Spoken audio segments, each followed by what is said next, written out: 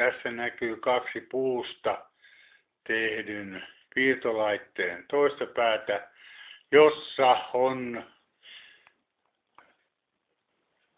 avainjojo, joka antaa sen jännityksen lankoihin.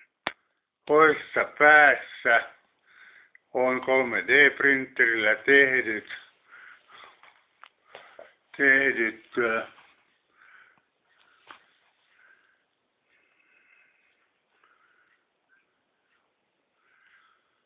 osat, joihinka kynä kiinnitetään ja kaksi lankaa kulkee kynän kärjen vierestä sitten tarvittaviin polttopisteisiin.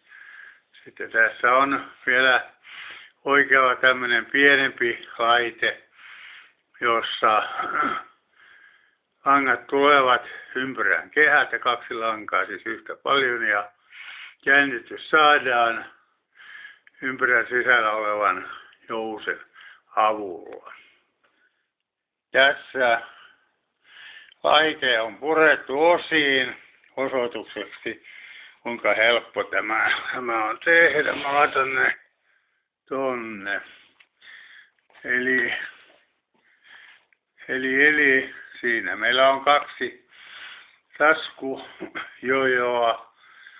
Sitten on tämä 3D-printerillä tehty sininen osa, joka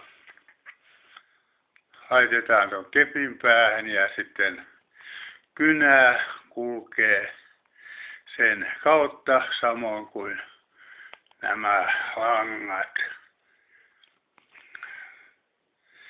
Eli tämän kyllä pystyy pikkukalle kevyesti veistotunnilla tekemään, kunhan ensiksi toi 3D-printerillä saatu sininen osa, joka on helposti tehtävissä nykysysteemi.